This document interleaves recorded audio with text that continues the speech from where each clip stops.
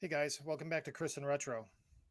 Tonight's video, I'm going to talk about something that I'm going to expand on the subject. Last night, towards the end of the video, I called out an individual that had made a move, and tonight, it reminded me this is a subject I've actually wanted to cover for a while, and it's about the idea of moving and what we do to look for changes in our lives. And we'll get into it further in a second.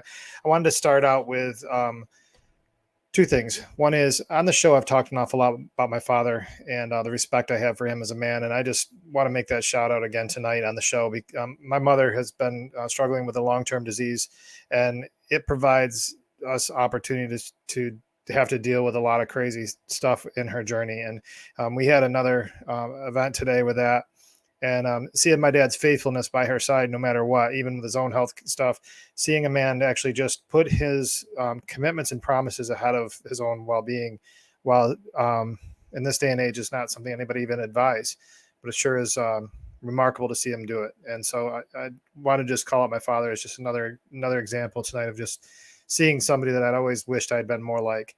And he's a pretty impressive human being, and I think that if more men behave like my dad does, we probably see a lot better world. He's faithful to my mom. He's good for her. He's stern as can be, and he's pretty brutal with his enemies. But he's been a great dad to me. He's always there, and I've explained that on the show before. And tonight, one more evidence. On a very hot day in Western New York, he's standing faithful by his bride of 55 years, or 55 years. So, or 54 years. So anyway, I want to make sure I called that out. Second thing is I will be doing the morning lives here coming up. I didn't get it started here. We had school starting here, so I'm trying to start doing the morning lives, that flight plan idea, and see if we can just work together and get our days started. If you're up at 6:30, 7 o'clock in the morning Eastern Standard Time and want to jump on and see the live, check them out. It's probably in the next 2 to 3 days I'll get going on that. So moving on. One of the things that's cautioned in the recovery community, and I, not being a counselor, I'm not 100% sure why it is. I have my own observations of it, and I'll share those with you tonight. Is there is a caution about our tendency to want to move out of state or move way away from our current situation. And the conflict there is that they tell us to stay away from people, places, and things that were the journey that we had. And I definitely believe that. I mean, I've talked about it in the show as well. We got to burn those bridges, and we got to stay away from those communities. We got to stay away from people, anything that will ever give you the most subtle, inconsequential move back to those streets is so dangerous. And I'm telling you, it's so dangerous. I can't tell you how many people I've seen that with heroin and cocaine addictions or fentanyl addictions that have a screw up with their Suboxone. And I don't know how it is where you are, but if you mess up with your Suboxone, it's like Fort Knox to get a doctor to be able to help you deal with that shortage on Suboxone. So instead of actually helping you get your script straightened out, they'd rather you go back in the street and cop Suboxone or put yourself right in the hands of those dealers that put you in front of heroin and fentanyl and cocaine. And so I've seen a lot of people over time, they're just taking care of their script, but those subtle consequences that are, quote unquote noble, they're trying to stay on the plan, are really behavioral problems that turn into temptation that ultimately we will succumb to. And so I look at that and I realize that there are things and elements about places that we're in that do require us to move beyond them. It doesn't always require a physical move. Keep in mind what a recovery journey is. A lot of it's about how we're handling our behaviors. It's very little to do with the substance itself. It's more about how are we handling life now? What are the steps and the processes that we're going through, both physically and spiritually, to make sure that we're going on to better days. Now, for some, a move for a variety of reasons can make a lot of sense. One would be, if you have a traumatic event, let's say you had a death or part of a very serious situation, or you had a near-death experience in a certain area, and that just the triggering weight of being there is so thick that you can't do it. You hear about this a lot in marriages. Maybe this marriage was a marriage or a relationship that was born out of your addiction or born in your addiction, or your addiction was a heavy part of it. And it's just that thickness of trying to move beyond it into your sober world. You may have to move beyond that relationship. So that's a lot of the times why we do it is, we're doing it to move beyond a certain circumstances, at least the observations that I have. But the questions we really have to ask ourselves, I've also seen people do it for other reasons, so I don't know what it's like in your recovery community, but in our recovery community, there's a fair amount of this, and I'll describe it. And some could probably accuse me of doing it early on as well. I think my intentions were correct. But there's a lot of bold moves that are made to kind of skip the steps to show others that we're doing better. And what I mean by that is that I have to go through the rigors of going through the rigors. So if I'm going through my recovery journey and I'm having some struggles, those struggles are going to be things I'm going to struggle with in the future. They're going to be, as I've described before, it's going to probably be a little harder. But if I'm actually diligent with my program, I'm going to make sure that I have the tools to handle that tough season that's going to come later. That's probably going to have the same elements that I got to do to get through it. So those things, there's no shortcutting that. It takes time. It takes the trials, as we talked about yesterday. It takes the trial to learn the patience. And that patience gives you the experience. And out of all that, collectively, we can have hope because the experiences telling us, I've been here, I've done this.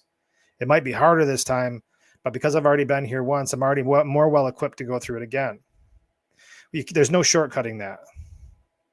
But what we try to do is we try to rebuild people's perception of us sometimes. And how we do that is to show some great thing changing. Immediately we get on stage. We talk about a recovery journey in very public settings. We do things like Chris and Retro YouTube channel.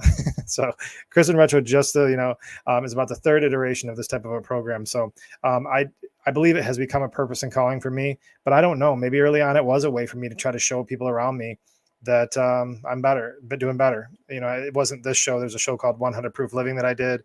iBlack Chronicles, the way iBlack Chronicles started, the book, those all things likely had a motivation that said, I just want people to see that I actually am back. And maybe some of it was just too eager. But in our community, there's a lot of that. People want to get on stage. And the one thing that I pick on a little bit is that if you're in recovery and you're going to stand on stage as a guy, you're going to have to talk. You'll be talking about your prison stories. You'll be talking about your near-death experiences. You'll be wearing your flat brim hat. You'll be showing off all your tattoos. You'll be dressed as slick as can be. But that's all, the optics of it. But what's actually going on in the substance of your life? Is that sustainable?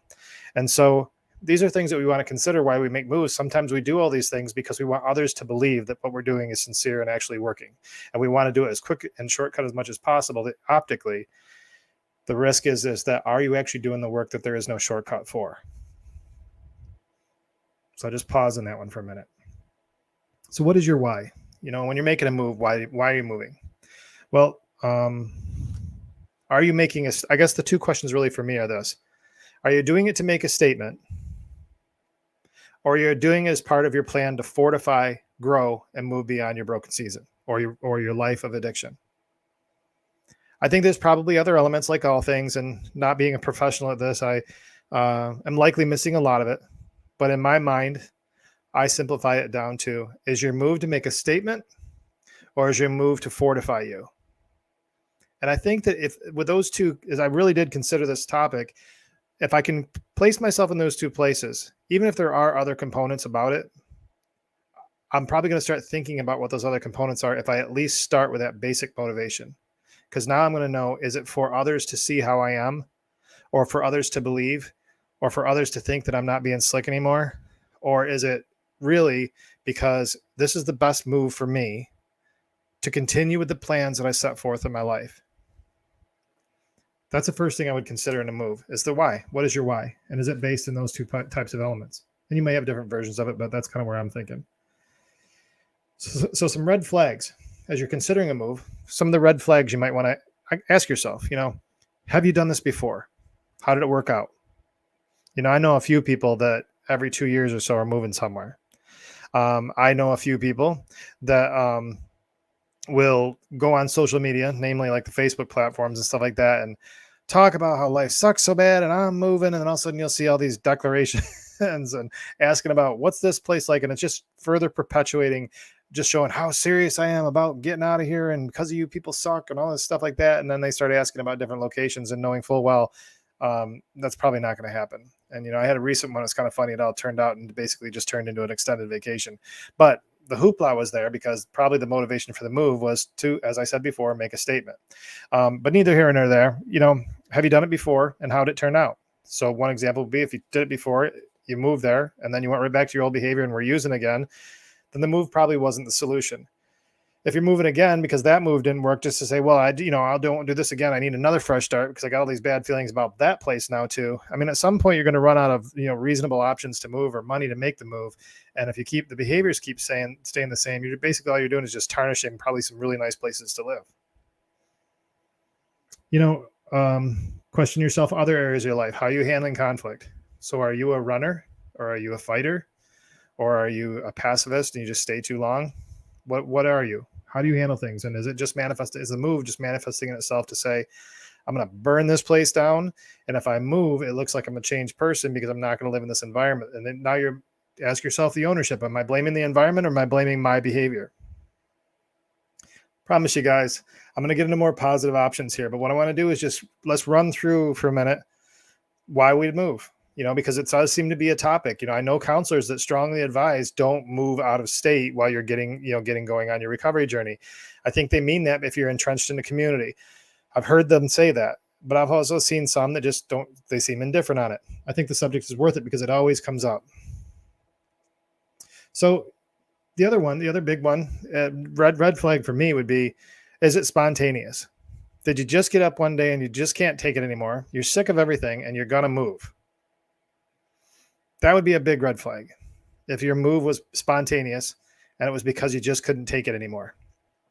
I would argue that's signs that you are going to face that same problem somewhere else, because the fact that you just can't take it anymore has very little to do with your location and probably has everything to do with either your behavior or the circumstances that you find yourself in based on where you're allowing yourself to exist. Maybe it's not healthy boundaries. Maybe you're still in active use. Perhaps, you're screwing up your script and going and copping in the street and giving yourself the temptation all the time. Moving to another city, I promise you'll find their street too. We got plenty of streets with stuff to get all over the place, and some surprising, like, small towns, you can get what you need to get. So was it spontaneous? Did you just get up and say, I'm out of here? All right. So these are all things you think about. They're the reasons why a lot of people caution against it. I know a lot of spontaneous movers, and they always end up by moving within who knows how long. Again, within a year at least. So I guess what I want to do is just let's move to some suggestions. Again, non-counselor, just Chris's viewpoint from the life I've lived as a fellow traveler, and also been in plenty of conversations with people about moves. And so I want to start with saying this. While I put out the cautionary things, and the reason I put the cautionary things out there is it's a very serious decision to make a move. And the reason it's a serious decision is because you might be running from a situation rather than moving to build a better situation. You might be running from a situation rather than moving to go build a better situation. There is a massive difference. And I hope you understand where I'm going with this, because if you're running from a situation, you'll run from the next one and the next one and the next one, and you'll never take time to build the fortress of your recovery journey. Now, I'm not suggesting you stay in a toxic place that causes you damage. If you're in an abusive home, get out. If you're in a city that causes you to fall over and over and over again because you're walking by every single monument of use, get out. But here's how you get out. So the suggestions would be this. 1, plan ahead. Seems obvious, but I think on a lot of things in life, especially early in our recovery journey, when we start feeling it, they call it the pink cloud. We want it all back and we want it now. We feel great. We got nothing in our system. We haven't felt this good in so long. We don't realize the stamina isn't there yet. We haven't learned that there's a reason why they call it the pink cloud, because it gets hard after that. But, plan ahead, allow yourself that, and then make sure you get the consultation of other people. So run your ideas by them. There's going to be some that say, oh, don't move, or yes, get out of here. I think that's great. You go do that. I'm not saying look for cheerleaders or negative Nancy's. What I'm suggesting is having somebody that'll hear your ideas and possibly offer their own observations. You don't have to take it, but it's good to hear the observation.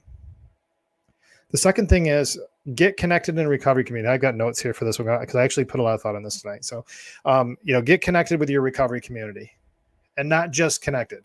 I mean, do it within 24 hours of landing. And why am I so urgent on that? Because a recovery journey is 100% a 24-hour activity. I am not sober tomorrow. I can promise you that. Today, I am not going to make that promise. I will tomorrow. I'm reasonably sure based on what I got going on, I can do it. But I'm only made that commitment today. And I still got plenty of day left to, work my plan here. I can't get too far ahead of myself even now. But get connected within 24 hours. And some of the options would be the obvious one: go to local AA, go to a food kitchen, go to a church, a community, and try a bunch of them. Don't just get locked into the first one. If you have a recovery center in the community, that's a great resource. Go there. Find out if there's festivals and events and things like that aren't going to be triggering for you. Go do those things. Sit in a park. That's a big one I did in my community when I was in recovery. Is I would go down with a pencil or a pen and a paper in my backpack. I'd bring a Bible a lot of times, but I'd also bring a couple books and a journal, and I would just sit down there and just chill. And sometimes people will come up and talk to you, and you can have a conversation with them. Sometimes they don't, but either way, it's a way for you to get connected and see the vibe of where you're headed. I'm going to sound like a health commercial, but this is true. Get sleep, stay hydrated, and eat. I think a lot of times we get caught in these big moves and we get so busy, we get exhausted. We don't drink enough water. We don't eat right. And those things I can say for my own mental health are massively important, especially if I'm trying to make big decisions and I might already be stressed and maybe a little bit of homesick. All that stuff can be settled down in a lot of ways by making sure that you're sleeping well, hydrating well, and eating well. Find a volunteer role. But I would caution you, make sure that whatever volunteerism you're doing has a limited scope at first, because you don't want to get overly invested in an organization that you might find out you don't believe in them. Second thing is you don't want to get overly invested in one area of your life. You really kind of have to have a good balance right now as you're making this transition into your new location. But the volunteer stuff lets you know the heart of your community, some of the needs that are out there. And let's get real. When we're in our sober journey, one of the most important things we can do is give it back. I believe it wholeheartedly. I believe it in business as well. I think some of the greatest leaders in the world make great leaders because they're willing to give what they've learned as their primary function to other people. It's not about how long you sat in the seat. It's how long you've helped other people do well in the seat they're sitting in. It's true in business. It's true in recovery. Get involved in a volunteer type work and see what's out there. Reinvest, because it's the quickest way for you to get you out of your own head and making sure that you're focusing on others and their well-being. Fortify yourself spiritually. For me, it's God. I made that very clear on here, God and the Bible and that type of thing. It started very early on in my recovery journey.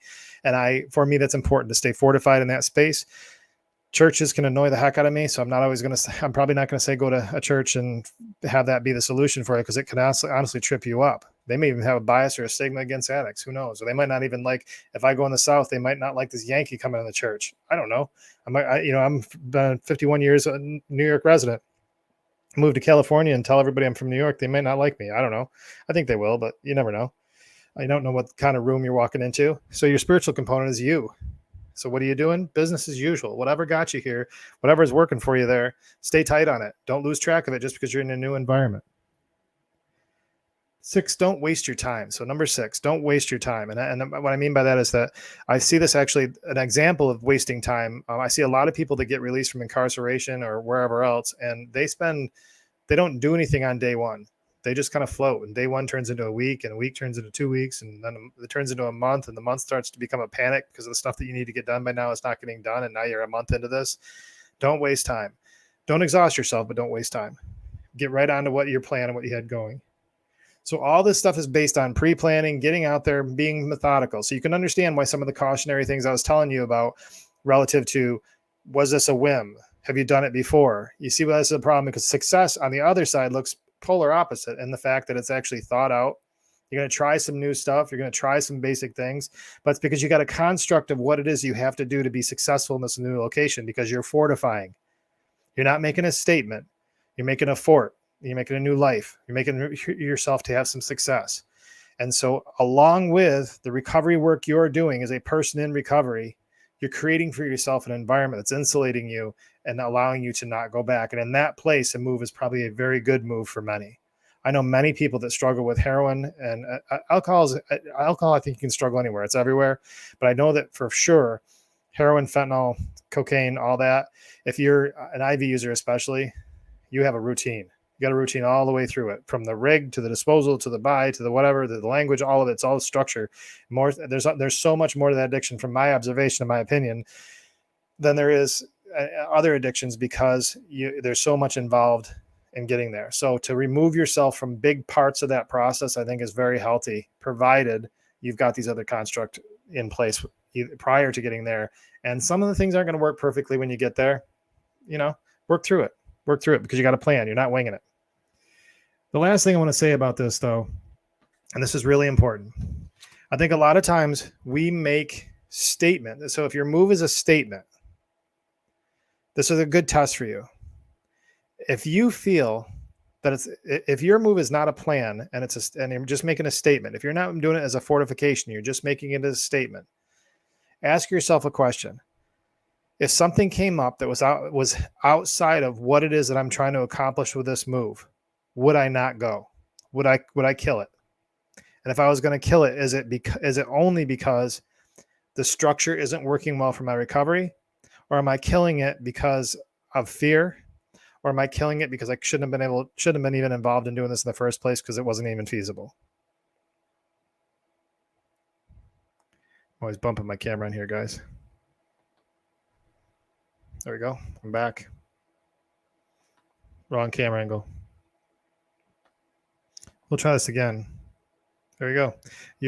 I bumped the camera cord and bumped it. So we're going to go back and reiterate that point. Sorry about that. If you're going down this road, and if you're in a situation where you're considering not doing it, ask yourself why. Is it out of fear that you're not doing it? Are you considering not doing it because of any number of reasons? Or are you considering not doing it? Would you be able to not do it because it didn't match up with the fortification you're trying to have in your life? If you're not doing it because of any other aspect other than the fact that it just doesn't work for your plan, then you might have been doing it for a statement all along in the first place. So my point is this: allow yourself a no-go decision. So in the end, I'm saying, no, is it a go or no go? Well, after considering everything and considering my plan and my objectives for this move, it appears to me it's not a good fit and I'm not going to do it. So if you're comfortable with doing that and you're not going to be embarrassed by people saying, well, I thought you were going to move and you made such a big deal out of the move, and you're just like, well, it just wasn't going to work. Probably a good sign that you were doing it for the right reasons anyway, which is odd because you're not actually making a move in that scenario. But the fact that you were making that decision and comfortable with it tells me that your heart was in the right place. And maybe there is a move that makes sense for you because you're doing it for all the right reasons. With the exception of the video glitch here, guys, I hope that this was a helpful video for you. I think I covered everything I was trying to cover with it. I'm not saying I'm a proponent of moving or not moving. I really don't know. I've had the benefit of a lot of travel in my life. So not moving was important to me because I needed to have some place I could call home. And then because I was getting the benefit of being out all over the place, and that helped me. So I can't really relate to the need to move out of state all the time and that type of thing. But I don't think it's a bad idea for some. I don't think it's a good idea for some. But if you have made a move, and especially if you're early on in it and you're kind of questioning, there's always going to be fear. So just because you have a really good plan in place and just because your intentions were noble doesn't necessarily mean that if you're afraid it was a bad call, or if things aren't necessarily working out right out of the gate, that it was a bad call. Give yourself time in the seat. Keep working this plan that you established going in there. And now if you're watching this video and you're going, oh crap, I just made a move and I didn't do anything Chris was just talking about, and I could see how that'd be valuable. Pause. There's plenty of times in our life where we have circumstances that come our way that were either not planned or completely outside of our control, and we have to do something with them. This is just that type of reaction. So if you find yourself and you've made a move and none of this preparation was done, good news. Today is almost over and you can fix that problem. So in the next half hour or so, jot down a few things that aren't working well for you. And then maybe tomorrow, go back in and put a plan together to figure out what to do to mitigate that and see what you can do to satisfy that. Because again, what is our objective for a good move? Fortification of our lives, making fortification, adding enhancement opportunities. Maybe sometimes it's just as basic as finding good work that's going to be meaningful and connected well with who you are as people. Really appreciate all of you. Thank you for tuning in tonight. Please like and subscribe. Tune now and the next time we talk. Make sure that you're considering these things. If a move's on your mind, consider what your plan is and what your reason for it. Is it a statement or is it a fortification? If you have made a move and you're in the mix and it doesn't seem like it's really working out so well, pause. Consider what's not working out. I'm sure it's not the whole thing. It's probably a few things, and you can fix them with a new plan, course correct, and set up that plan tomorrow. Get it going again. But don't waste time. Don't let it sit. Don't let it start to degrade your mental health, and don't let it cause you to go back to the bad habits and behaviors that maybe were the reason you wanted to move in the first place. Really appreciate you. And guys, until the next time we talk, please stay out of trouble.